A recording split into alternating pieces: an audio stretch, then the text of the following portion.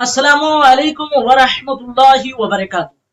नाज़रीन किराम, आज मैं आप लोगों को ईद उल अजहा की नमाज का मुकम्मल तरीका बताऊंगा।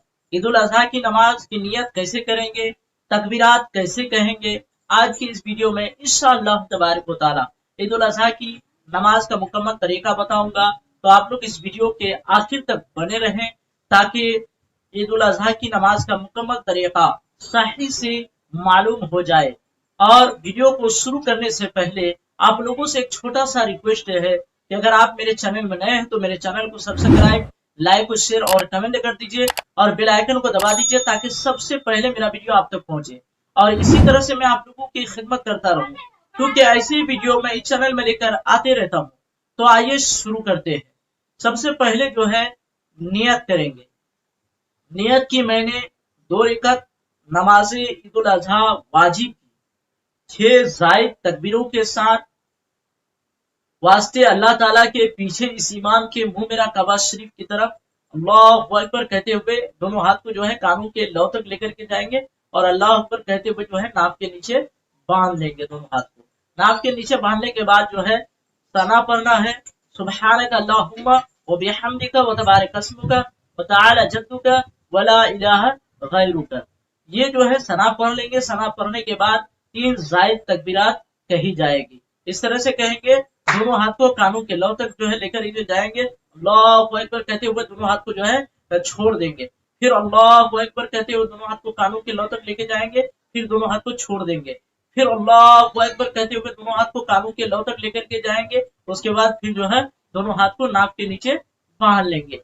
बांधने के बाद जो है अब आप लोगों को जो है खामोश रहना है। इमाम साहब किरत करेंगे यानी औज़ु बिल्लाह बिस्मिल्लाह पढ़ेंगे और फिर जो है इमाम साहब अलहम्दुल शरीफ पढ़ेंगे। अलहम्दुल शरीफ के बाद कोई सूरा मिलाएंगे।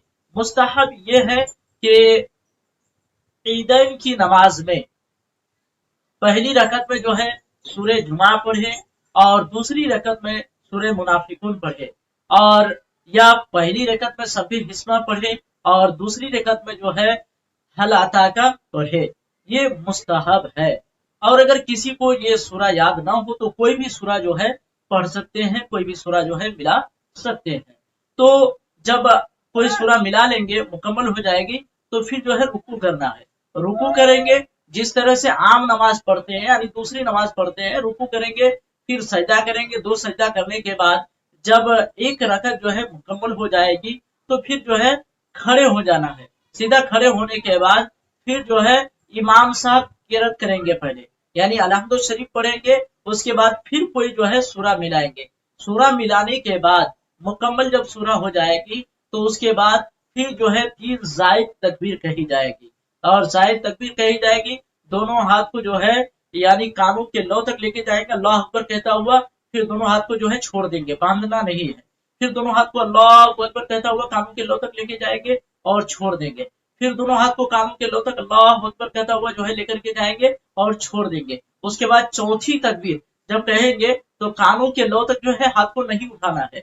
चौथी तकबीर कहते हुए रुकू में चला जाना है और रुकू में चले जाएंगे और उसके बाद जो है फिर रुकू करेंगे जिस तरह से पहली रकत जो है पढ़े थे और आम नमाज जैसे पढ़ते हैं। रुकू जाएंगे, रुकू करने के बाद फिर जो है तो सजदा करेंगे। जब सजदा मुकम्मल हो जाएगी तो अतहियात पढ़ेंगे। अतहियात पढ़ने के बाद दुरूद इब्राहिमी पढ़ना है। दुरूद इब्राहिमी पढ़ने के बाद दुआए मासूरा पढ़ के सलाम फेर देंगे। सलाम फेरने के बाद फिर जो है इमाम साहब क्या करेंगे तो खुतबा देंगे। ईद उल अजहा की खुतबा देंगे। उसके बाद जो है खुसूसी दुआ की जाएगी। दुआ करने के बाद ये जो है ईद उल अजहा की नमाज का मुकम्मल तरीका हुआ। देखिए, अगर तकबीरात आपको याद नहीं रहते हों तो आप इस तरीके से जो है तकबीरात याद रख सकते हैं कि जहां कुछ पढ़ी जाए तो वहां हाथ बांध लेना है और जहां कुछ पढ़ी ना जाए तो वहां जो है हाथ को छोड़ देना है। और 6 जो है ईदैन की नमाज में जायद तकबीरात है। 3 पहली रकत में और 3 जो है बाद की रकत में यानी दूसरी रकत में जायद तकबीरात है। 6 जायद तकबीरात कही जाएंगे। उम्मीद है आपको को ये वीडियो अच्छा लगा हो तो सवाब की नियत से शेयर करें। अस्सलाम वालेकुम व रहमतुल्लाहि व बरकातहू।